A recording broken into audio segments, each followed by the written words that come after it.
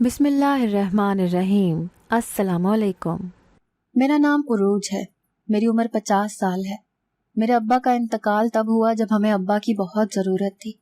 اماں گھریلو خاتون تھیں، ہم 2 ہی بھائی بہن تھے۔ شبیر مجھ سے 4 سال چھوٹا تھا اور وہ پڑھائی کے لیے پردیس میں رہتا تھا۔ ابا کا انتقال ہوا تو بھائی کو اپنی پڑھائی چھوڑ کر پاکستان آنا پڑا تاکہ ابا کا بزنس سنبھال سکے۔ شبیر ابھی ذہنی طور پر اس سب کے لیے تیار نہ تھا۔ حالات ایک دم بدل گئے تھے، مگر شبیر نے ہمت نہ ہاری۔ وہ مجھے اور اماں کو ہمیشہ آسرا دیتا تھا کہ میں سب ٹھیک کر دوں گا۔ ابا کے بعد بس شبیر کا ہی آسرا تھا۔ ابا کے بعد اماں بھی کافی بیمار رہنے لگی تھی۔ ابا کے غم نے اماں کو اندر ہی اندر سے ختم کر دیا تھا۔ وہ اگر جی رہی تھیں تو بس میرے اور شبیر کے لیے۔ شبیر دن رات محنت کر رہا تھا۔ میں جوان ہو چکی تھی۔ اماں کو اب میرے رشتے کی فکر ستانے لگی، مگر میں چاہتی تھی کہ شبیر کی شادی پہلے ہو جائے تاکہ اس کا گھر بس جائے، تاکہ میرے جانے کے بعد اس کی بیوی اس گھر کو اور اماں کو سنبھال لے۔ مگر شبیر کی ایک ہی ضد تھی کہ وہ پہلے میری شادی کرے گا۔ میرے نین نقش زیادہ تو خوبصورت نہیں تھے، مگر میں زیادہ بدصورت بھی نہیں تھی۔ مگر نہ جانے لوگوں کو کیا چاہیے تھا۔ اماں میرے لیے رشتہ دیکھنے لگی، مگر جو بھی رشتہ آتا مجھے انکار کر جاتا۔ میں بہت پریشان رہنے لگی تھی۔ اب تو میری عمر بھی 34 سال ہو گئی تھی۔ شبیر بھی اب 30 کا ہو گیا تھا۔ مجھے اپنے ساتھ ساتھ اس کی بڑھتی عمر کی بھی فکر رہنے لگی تھی، مگر جو نصیب میں ہوتا ہے ملتا بس وہی ہے۔ ایک روز مجھے دیکھنے کے لیے کچھ لوگ آئے، مگر مجھے دیکھتے ہی کہنے لگے کہ بیٹی تو آپ کی بڑی عمر کی ہے، ہمارا بیٹا چھوٹا ہے۔ بیٹیاں سب کی سانجھی ہوتی ہیں، مگر ہم یہاں رشتہ نہیں کر سکتے۔ مجھے ان رشتے والوں پر حیرت ہوئی جو میری عمر جانتے تھے، پھر نہ جانے کیوں رشتہ دیکھنے آ گئے۔ اس روز میں بہت برے طریقے سے ٹوٹی تھی۔ میں کمرے میں بند رات بھر روتی رہی، مگر مجھے سہارا دینے کوئی نہ آیا۔ رات دیر تک رونے کے باعث میرا گلا خشک ہو چکا تھا۔ تبھی میں نے پانی پینے کے لیے کچن کا رخ کیا تو اماں کے کمرے سے شبیر کی آوازیں آ رہی تھیں۔ مجھے حیرت ہوئی کہ شبیر اتنی رات گئے اماں سے کون سے راز و نیاز کر رہا ہے۔ میں تجسس کے مارے اماں کے کمرے کے باہر کھڑی ہو گئی، مگر حیرت کی انتہا نہ رہی جب شبیر کو کہتے سنا کہ اب تو یہ روز کا کام بن گیا ہے، آتے ہیں اور انکار کر کے چلے جاتے ہیں، میں اب مزید برداشت نہیں کر سکتا۔ یہ سب سن کر تو میری آنکھیں حیرت سے پھیل گئیں۔ شبیر جو مجھ پر جان چھڑکتا تھا وہ ایسی باتیں کر رہا تھا، یعنی وہ مجھ سے تنگ آ گیا تھا، میرا وجود اس پر بوجھ بن گیا تھا۔ یہ تو ایک روز ہونا ہی تھا۔ میری آنکھوں سے آنسو روا تھے، میرے دل میں ٹیسیں اٹھ رہی تھیں۔ جب ہم کسی درد یا تکلیف میں ہوں تو ہمیں ہمیشہ منفی خیالات ہی آتے ہیں۔ میرے ساتھ بھی یہی ہو رہا تھا۔ میں اب اتنا تھک چکی تھی کہ اپنے سگے بھائی کی باتیں بھی برداشت نہیں کر پا رہی تھی۔ بے شک وہ اپنی جگہ بالکل ٹھیک تھا، مگر میں دل برداشتہ ہو گئی تھی۔ اگلی صبح شبیر کمرے میں آیا۔ میں خاموشی سے اپنے بستر پر بیٹھی تھی۔ وہ میرے سامنے آ کر بیٹھ گیا۔ اس کا چہرہ بہت سنجیدہ تھا۔ میں نے آج تک اسے اتنا سنجیدہ نہیں دیکھا تھا۔ اس نے کچھ کاغذ میرے آگے کیے اور ایک پین پکڑا کر مجھے ان پر دستخط کرنے کو کہا۔ مجھے شبیر پر کافی حیرت ہوئی کہ آخر وہ کس چیز کے کاغذات تھے۔ میں نے شبیر سے پوچھا کہ یہ کس چیز کے کاغذات ہیں، تو کہنے لگا کہ بس خاموشی سے دستخط کرتے ہیں تاکہ میں اپنا کام آگے کر سکوں۔ مجھے شبیر کی بات سمجھ تو نہ آئی، مگر اس کی بات میں اتنی گہرائی تھی کہ میں دستخط کیے بغیر نہ رہ سکی۔ میں نے دستخط کرتے ہی اس کے سر پر ہاتھ پھیرا اور کہا کہ ہمیشہ خوش اور آباد رہو، مگر شبیر نے ایک دفعہ بھی میری طرف نہ دیکھا اور اٹھ کر کمرے سے باہر چلا گیا۔ شبیر کے اس رویے نے مجھے اندر تک توڑ کر رکھ دیا تھا، مگر مجھے ابھی ہمت نہیں ہارنی تھی۔ میں نے سوچ لیا تھا کہ میں اب اماں سے بات کروں گی کہ وہ شبیر کی شادی کر دیں، اور میں نے ایسا ہی کیا۔ میں نے جب اماں سے کہا کہ وہ شبیر کا رشتہ دیکھنا شروع کر دیں تو اماں کہنے لگیں کہ باہر والی کے آنے کے بعد تمہارا اس گھر میں رہنا مشکل ہو جائے گا۔ میں یہ سب نہیں چاہتی۔ میں چاہتی ہوں کہ میں پہلے تمہارے فرض سے ادا ہو جاؤں، پھر شبیر کی شادی کروں۔ میں نے اماں کو بہت سمجھایا کہ میرے پیچھے اس کی عمر مت گزاریں، وہ دن بدن چڑچڑا ہوتا جا رہا ہے، اس کی صحت پر بڑھتی عمر اور تنہائی کا برا اثر پڑ رہا ہے۔ میں نے اسی رات کھانے کے وقت بات چھیڑ دی۔ شبیر سے کہا کہ آفس میں تمہیں کوئی لڑکی پسند ہے تو ہمیں بتا دو، ہم تمہارا رشتہ وہاں کر دیں گے۔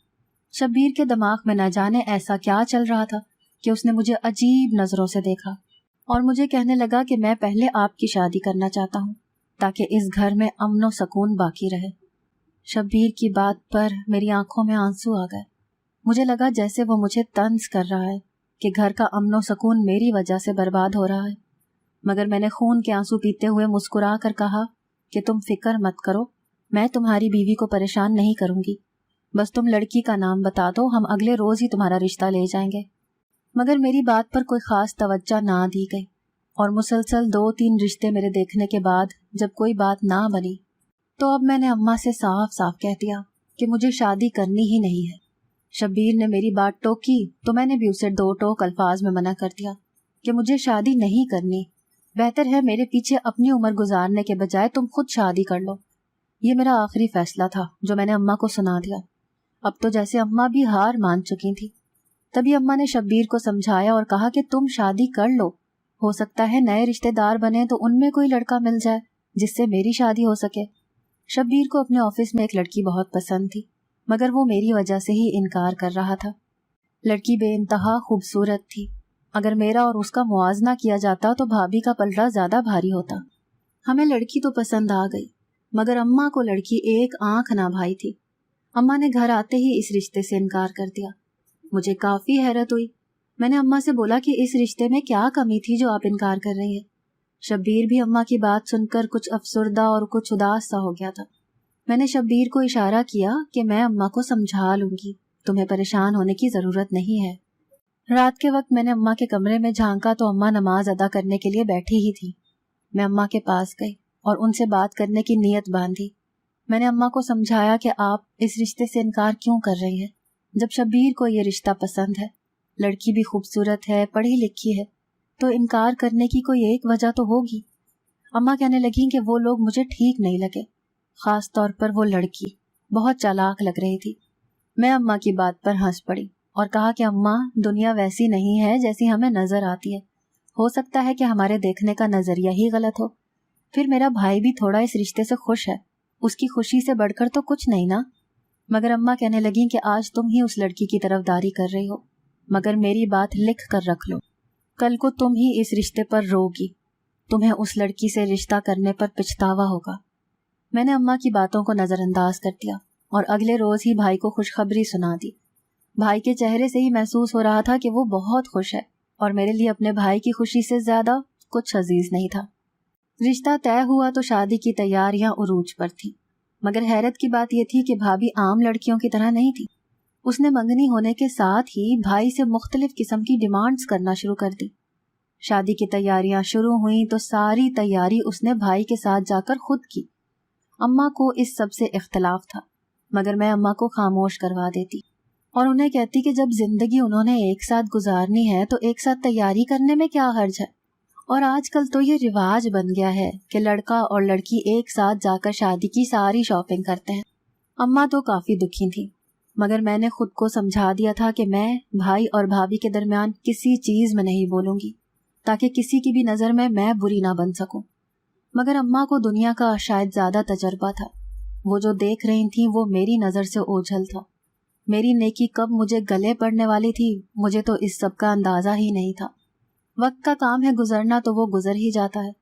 फिर वो वक्त भी आ गया जब भाभी ने हमारे घर में कदम रखे और तब से मेरा बुरा वक्त शुरू हो गया।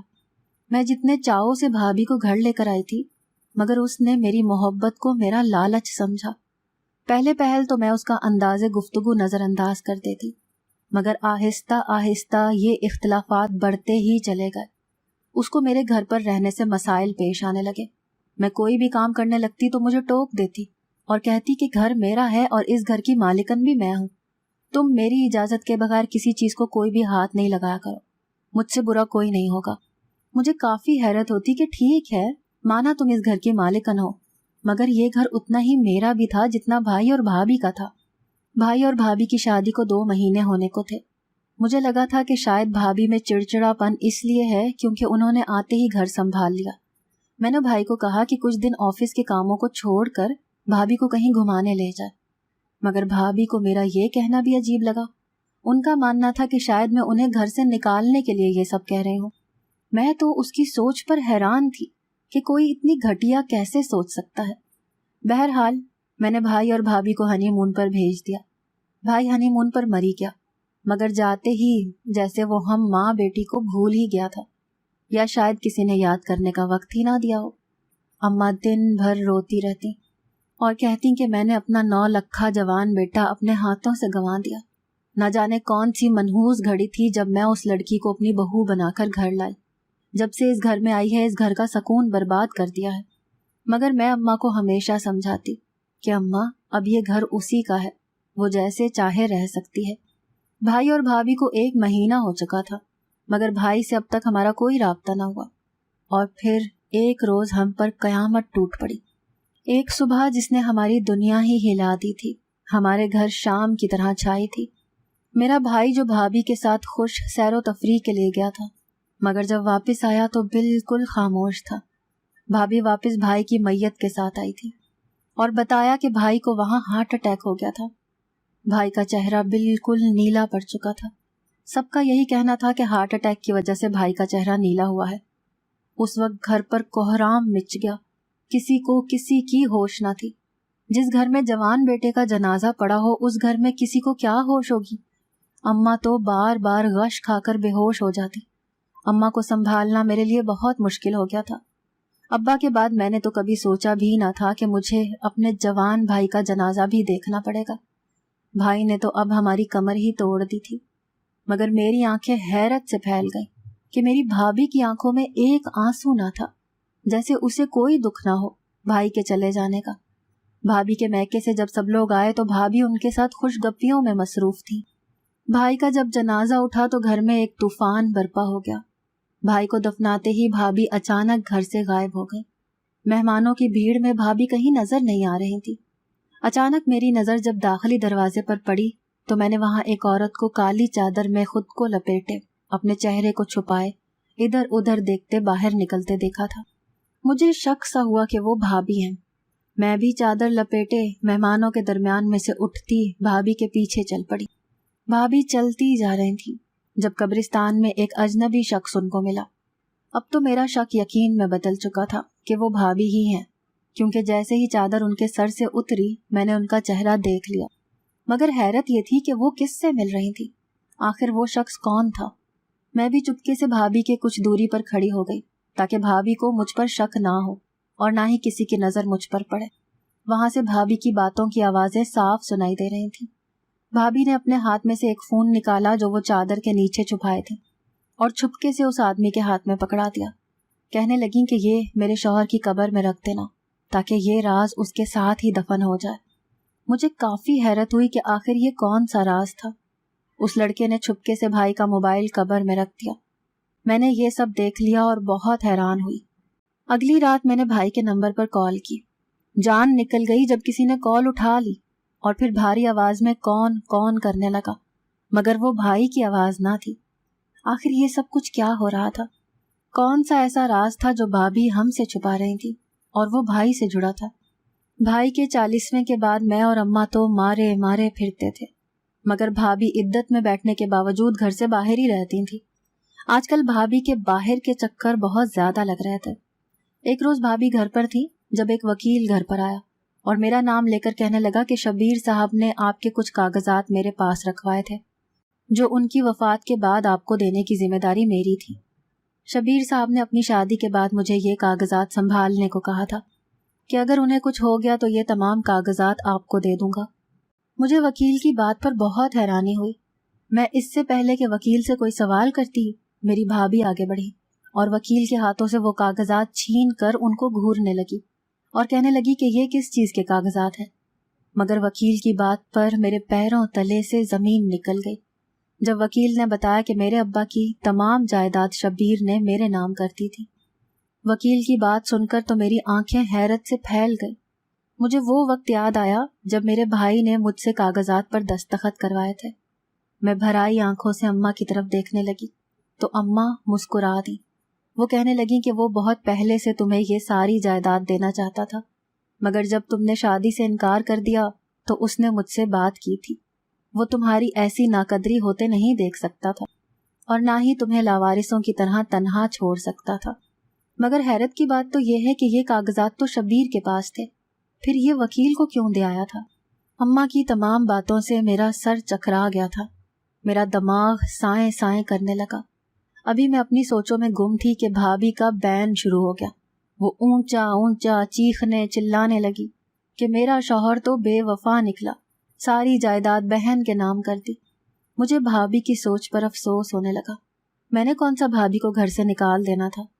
بہرحال دن گزرتے گئے، مجھے بہت افسوس ہونے لگا تھا، یہ سوچ سوچ کر کہ میں نے اپنے اتنے نیک، شریف اور عقل مند بھائی پر شک کیا تھا کہ شاید اب وہ مجھ سے پیار نہیں کرتا۔ میں ہمیشہ سوچتی کہ کاش وہ اس دنیا سے نہ جاتا۔ میں نے اپنا فون اٹھایا اور بھائی کی تصویر اس کے فون سے دیکھنا چاہی۔ کچھ سوچتے ہوئے میں نے آج پھر سے بھائی کو کال کی تھی، مگر میری حیرت کی انتہا نہ رہی، کیونکہ بھائی کا نمبر آج بھی آن تھا، مگر آج کوئی فون نہیں اٹھا رہا تھا۔ اب تو مجھے شک سا ہونے لگا کہ دال میں کچھ کالا ہے۔ میں نے اپنی عقل کے تحت وکیل سے ملنے کا پروگرام بنایا۔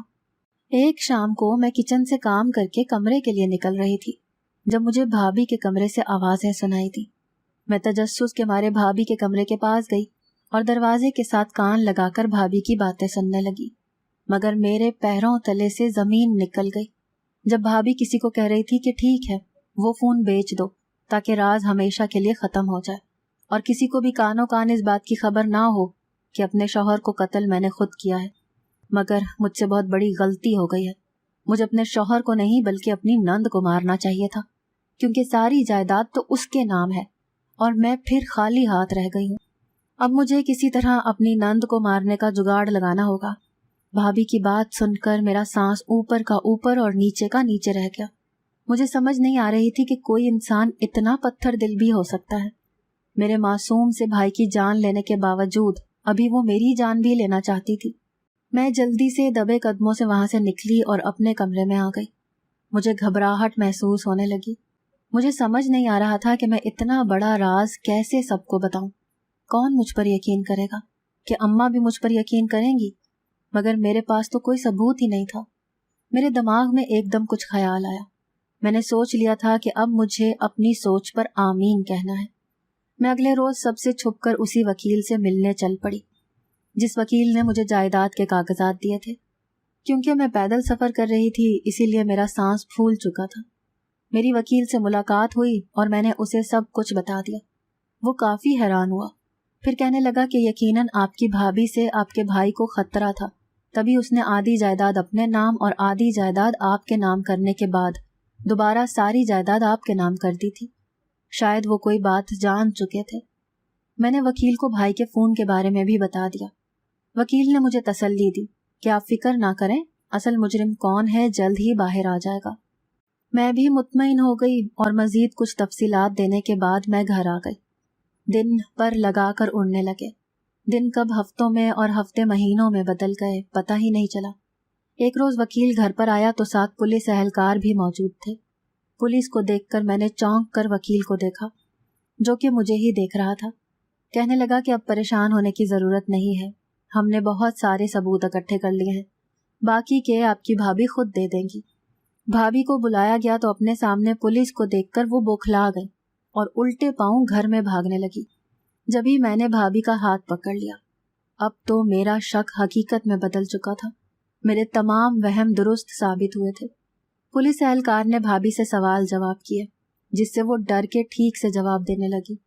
بھابھی نے اپنا جرم قبول کر لیا تھا، مگر یہ اتنا آسان نہیں تھا۔ بہت سی چالیں اور بہت سی سوچیں اس کے پیچھے لگانی پڑی تھیں تاکہ بھابھی اپنی سچائی خود بتا سکے۔ بھابھی نے بتایا کہ جب وہ ہنی مون کے لیے نکلے تو شبیر کافی پریشان تھے۔ بھابھی نے جب شبیر سے پوچھا کہ آخر ماجرا کیا ہے تو کہنے لگا کہ میں گھر والوں کو اکیلا چھوڑ کر یہاں نہیں آنا چاہتا تھا۔ بھابھی کو شبیر پر غصہ آیا جس وجہ سے بھابھی نے شبیر کا موبائل بھی بند کر دیا تاکہ وہ ہم لوگوں سے رابطہ نہ کر سکے اور بس بھابھی کے ساتھ وقت گزارے۔ بھابھی چونکہ ایک غریب گھرانے سے تعلق رکھتی تھی اسی لیے انہوں نے بھائی سے پیسوں کی خاطر شادی کی تھی، مگر پیسوں کی ہوس ان کو ایک انسان کی جان لینے پر مجبور کر دے گی مجھے اندازہ نہیں تھا۔ کاش ایک بار بھابھی نے مجھ سے میری تمام جائیداد مانگ لی ہوتی، کم از کم آج شبیر ہم میں ہوتا۔ ہم نے اپنا ہیرے جیسا بھائی گنوا دیا تھا، مگر صد افسوس کہ بھابھی کو اس بات کا علم نہیں تھا کہ بھائی نے ساری جائیداد میرے نام کر دی ہے۔ ورنہ آج بھائی کی جگہ وہ مجھے زہر دیتی۔ بھائی بھابھی کی چال کو سمجھ چکے تھے، اسی لیے انہوں نے ایک پوری ویڈیو میں ہمیں ہر طرح کے حادثے کے لیے تیار رہنے کو کہا تھا، مگر بھابھی نے بھائی کو ویڈیو بناتے دیکھ لیا تھا۔ تبھی بھابھی نے بھائی کو مارنے کے بعد ان کا موبائل ایک لڑکے کو دے دیا تاکہ وہ اس فون کو قبر میں ہی رکھ کر دفنا دے، مگر اس لڑکے نے وہ فون قبر سے واپس نکال لیا۔ نہ جانے کیسے وہ لڑکا اور بھائی کا فون پولیس اہلکار کے پاس تھا۔ بھابھی نے ایک قتل کیا تھا جس وجہ سے بھابھی کو عمر قید کی سزا ہو گئی اور وہ ہمیشہ کے لیے جیل چلی گئی۔ مگر کچھ عرصے کے بعد معلوم ہوا کہ بھابھی کا ذہنی توازن برقرار نہیں رہا اور ان کو پاگل خانے بھیج دیا گیا ہے، جہاں اب ان کو ساری زندگی گزارنی تھی۔ مجھے آج بھی اپنا نیک دل بھائی ہمیشہ یاد آتا ہے۔ وہ میرا خیر ہوا رہا اور میں کبھی سمجھ ہی نہ پائی، جس بات کا ملال مجھے ہمیشہ رہنے والا تھا۔ اگر آپ کو آج کی ہماری کہانی پسند آئی ہے تو اسے لائک کیجیے اور اپنے پیاروں کے ساتھ شیئر کیجیے، اور ہاں، اگر ابھی تک آپ نے ہمارا چینل سبسکرائب نہیں کیا تو ضرور کیجیے۔ ملتے ہیں کل ایک نئی اور دلچسپ کہانی کے ساتھ، تب تک کے لیے اللہ حافظ۔